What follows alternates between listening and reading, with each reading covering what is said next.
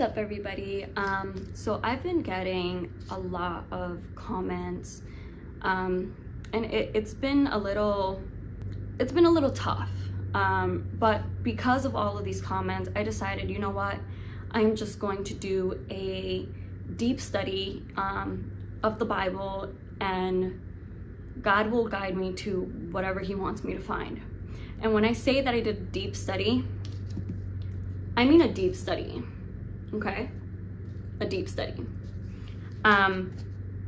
So even if you're Muslim or you're non-Muslim, I suggest, or I advise, or I would love for you to stay until the end of this video, as it's going to be probably one of my most important videos on my channel. This video is also in Spanish, so you guys, if you don't speak English that well, you can go check it out in Spanish as well. So if you have a Bible nearby, or if you can look up the Bible on your phone or anything like that, please do. If not, I will also be putting the text on the screen. So let's get into it. All right, guys, so what I'm gonna do is I am going to read the text. I'm gonna tell you where it is so you guys can look for it. If you need to pause, by all means pause.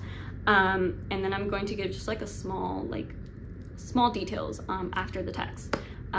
So first we're gonna start in Genesis 12, verse 2 and 3, which says, I will make you into a great nation, and I will bless you. I will make your name great, and you will be a blessing. I will bless those who bless you, and whoever curses you, I will curse.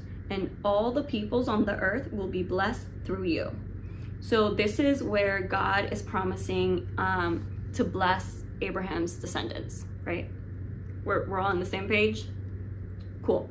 Let's keep going. The next one. I'm not even gonna put my inputs or anything. I'm just gonna read, and you guys can grab what you want out of it. Genesis 17:4. It says, as for me, this is my covenant with you. You will be the father of many nations. So here, God is repeating His promise to Abraham, and this is after Ishmael is born and before Isaac is born. Next one. Genesis 21:12 and 13. It says, but God said to Abraham, be not displeased because of the boy and because of your slave woman. Whatever Sarah says to you, do as she tells you, for through Isaac shall your offspring be named. And I will make a nation of the son of the slave woman also, because he is your offspring. So here, God is specifically blessing Isaac, but He is also specifically blessing Ishmael. Keep going. We're still on the same page? Everybody's following along? Good? Okay, next. Genesis 21:18. It says, uplift the boy and hold him fast with your hand, for I will make him into a great nation. Here, God is promising to Abraham that He will make the descendants of Ishmael a great nation. I hope I pronounced this right. Deuteronomy 18:18. It says, I will raise up for them a prophet like you from among their brethren, and will put my words in his mouth, and he shall speak to them all that I command. So here, Moses, this is God talking to Moses, and He is telling him how He's going to bring a prophet from, they use the word brethren, which like in the Spanish Bible, it says brothers. But if you think about it, the brethren of the Israelites would be the Ishmaelites, since that's Abraham's other son. But anyways, let's keep going. Okay, the next one is Deuteronomy 33:1 and 2. It says, now this is the blessing with which Moses, the man of God, blessed the children of Israel before his death.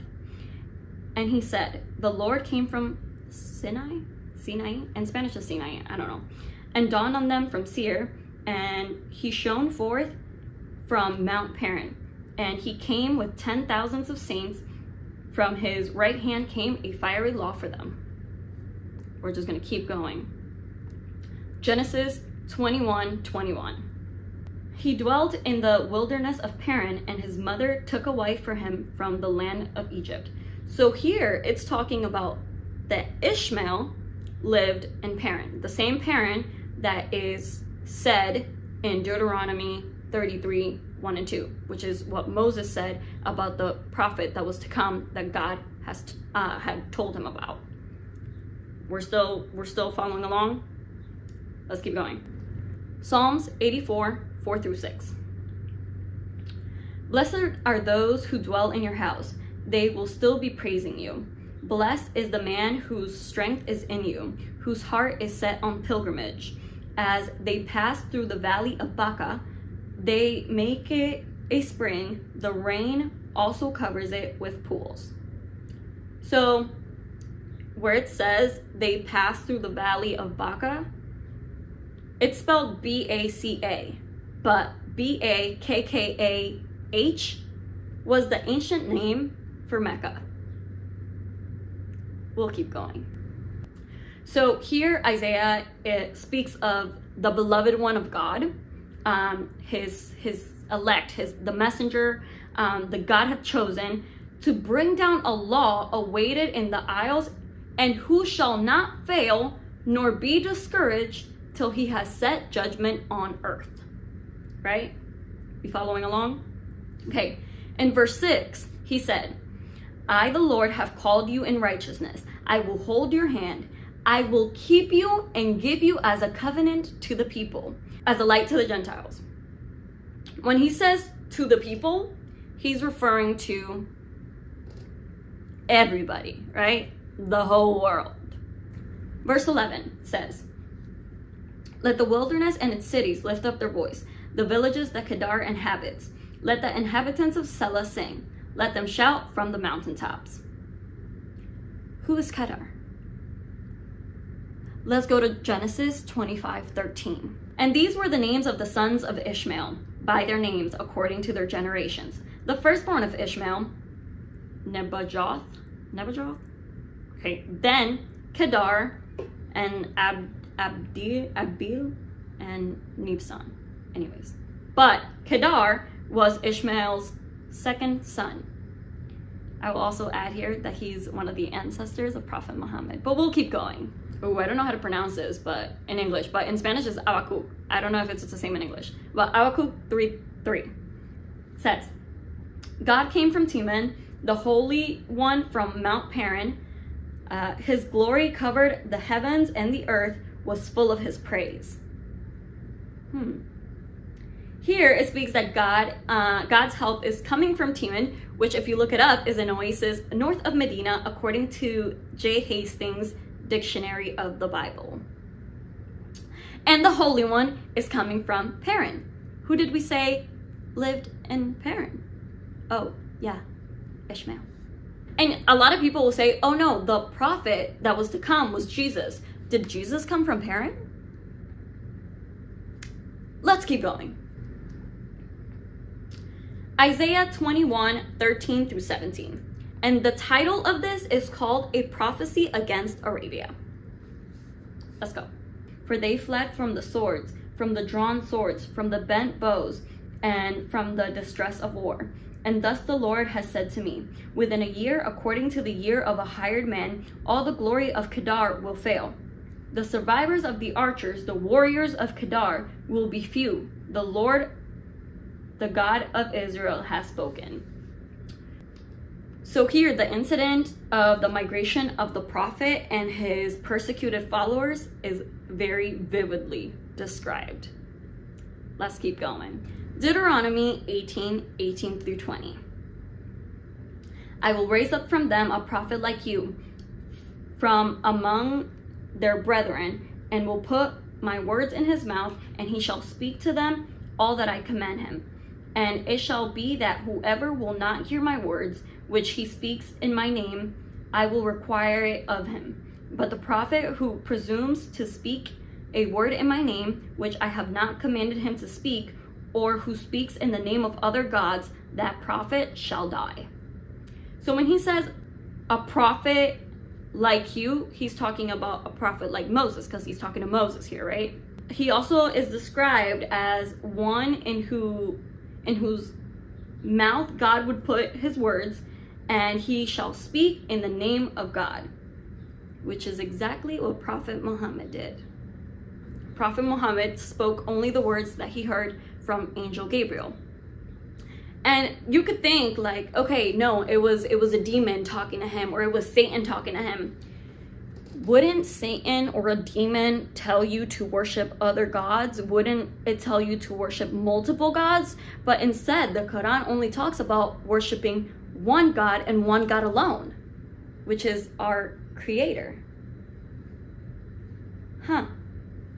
Let's keep going. John 16:13. And this is Jesus talking. If you go to a red letter Bible, you'll see that it's red. Okay? However, when he, the Spirit of truth, has come, he will guide you into all truth. For he will not speak on his own authority, but whatever he hears, he will speak. And he will tell you things to come. Jesus foretold that the one to come after him, but whatsoever he shall hear, that he shall speak. Which is also how Moses described the prophet in Deuteronomy 18:18. Also in Isaiah 42 verse 9, it says that the former things have come to pass, and new things I declare. Before they spring forth, I tell you them. And here Jesus is also saying that the one to come will tell you things to come, which is exactly what Isaiah stated in chapter 42 verse 9. Also, in Isaiah 42 verse 1, he says, my servant whom I uphold, my elect one in whom my soul delights, I have put my spirit upon him. He will bring justice to the Gentiles. God says that he will put his spirit upon him. The same spirit that Jesus is talking about here in this verse. Isaiah 42, 10 and 11. Sing to the Lord a new song, and his praise from the ends of the earth.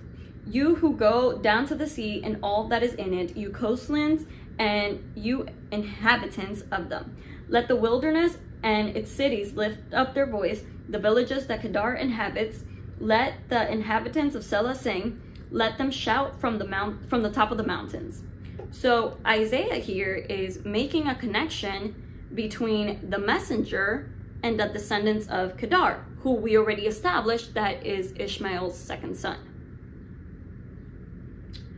In verse 10, it also says, sing a new song. Maybe a new scripture? And to be sang to the Lord. What sounds like that? Oh yeah, the Quran is recited like a song. But let's keep going. Isaiah 28:10. For precept must be upon precept, precept upon precept, line upon line, line upon line, here a little, there a little. So the Quran was revealed in pieces over 23 years. And it brings rules for everything, which is exactly what Isaiah speaks of here. John chapters 14, 15, and 16, Jesus speaks of the Comforter who will come after him, who will be sent by God, and who will teach things that in Jesus' time they would not understand. I wonder why. John 14:26 says, but the Comforter, the Spirit of truth, whom the Father will send in my name, will teach you all things and will remind you all that I have told you. So the Comforter is described as the Spirit of truth. Did you guys know that the famous name for Prophet Muhammad was Al-Amin, which means trustworthy or the trusted one? Interesting, right? And actually, many of the Christians before, they didn't believe that the Comforter was a spirit. They actually believed that it was a man. Also, when it says it will remind them, let's keep in mind that the Quran is memorized by millions of people. John 14:29. And I have told you now before it happens, so that when it happens, you may believe. So Jesus here is warning us that this would come so that we could accept the Comforter, the Spirit of truth, the prophet that God promised Moses would come. That we would believe in him, that we would trust him. But let's keep going. John 14:30-31 says, I will not speak much more with you, for the prince of the world is coming, and he has nothing in me. But so that the world may know that I love the Father, and as the Father commanded me, so I do. Get up, let's get out of here. So it says that Jesus loved God, and it was God who sent him. It also says prince of the world. Do you guys think a spirit can be a prince? How would that work? John 15:18 says, if the world hates you, know that they hated me before they hated you. So here Jesus is stating the hate that would come to his people. Aren't Muslims like really hated? Interesting. Let's keep going. John 15:20-21. Remember the word that I told you. A servant is not greater than his master. If they persecuted me, they will also persecute you. If they kept my word, they will also keep yours. But they will do all this to you for my name's sake, because they do not know the one who sent me. Wow, that one hit me like a ton of bricks. So here, Jesus says that all the hatred will be because of his name, because we don't know the one who sent him. Aren't Muslims hated because they think that we don't love Jesus? Because we don't believe that Jesus is God? But Jesus himself here is saying that God was the one who sent him. And because people think that Jesus is God, then because of his name, the people will be hated. So like Muslims. Let's keep going. Deuteronomy 18:22. When the prophet speaks in the name of the Lord, if what was said does not come to pass or be fulfilled, that is a word that the Lord has not spoken. With arrogance, the prophet has spoken it. You will not be afraid of him. So Moses here is giving us a sign of how we can determine if the prophet is a false prophet or a true prophet. He says that if what he says comes to pass or is fulfilled, then that's a true prophet. If it doesn't, then it's not. It's not the word of God.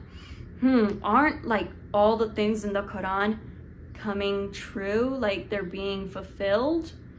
And in the Quran, if I am not mistaken, it says that we should worship one God, our only God, our creator, the same God that Moses, David, Solomon, Noah, Jesus, etc. all worshipped. Let's keep going. John 16:8-11. And when he comes, he will convict the world of sin, of justice, and of judgment. Of sin, because they do not believe in me. Of justice, because I am going to the Father and you will see me no more. And of judgment, because the prince of the world has been judged. Isn't that like exactly what Prophet Muhammad did with the Quran?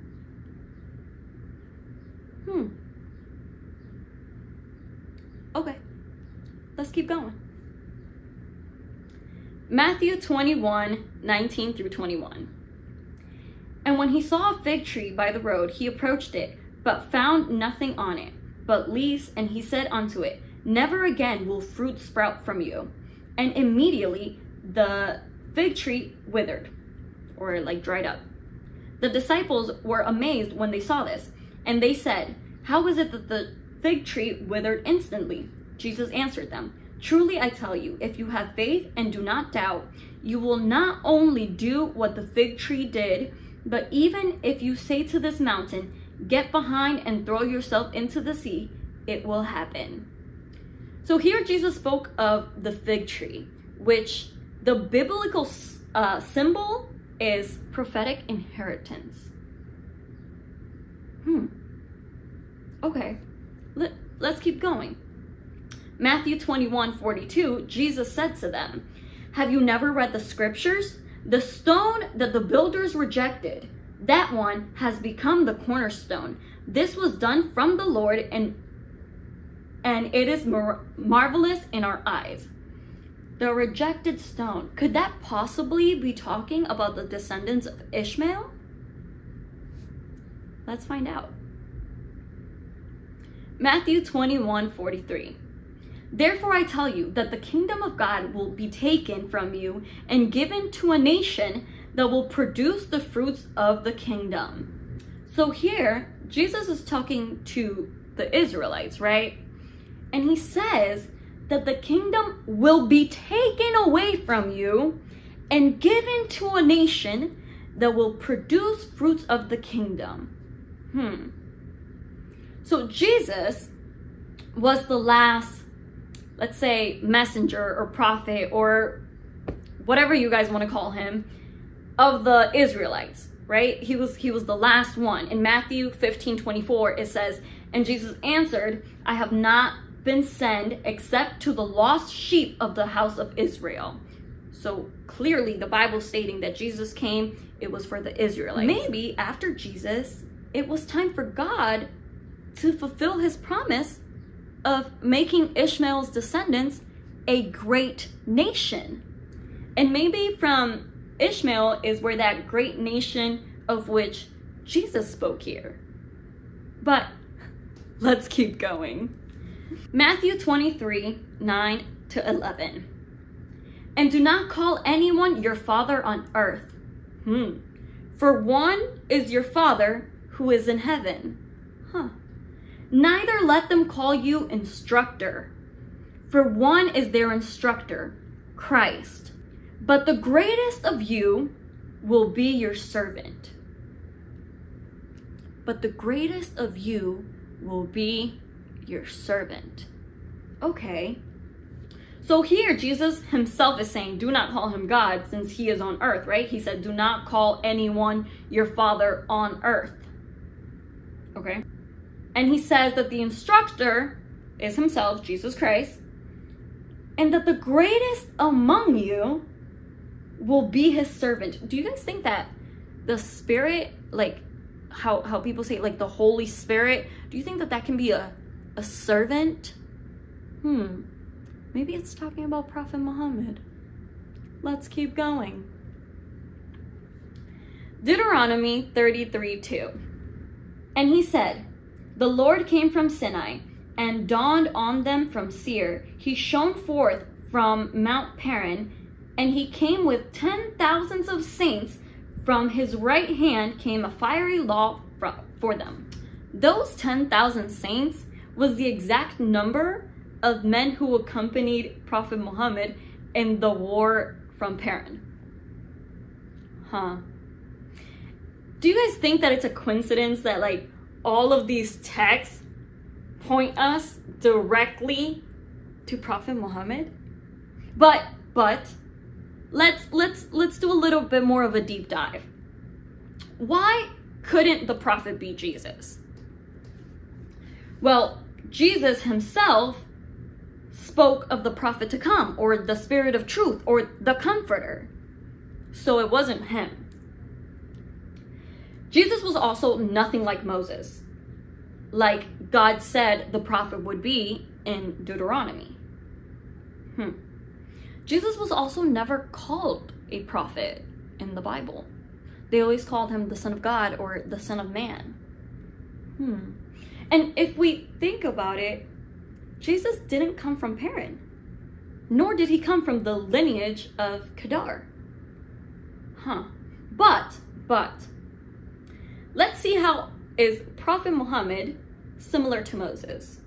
So they were both giving rules or commandments or guidelines for life. Okay. The two of them fought against enemies and miraculously won.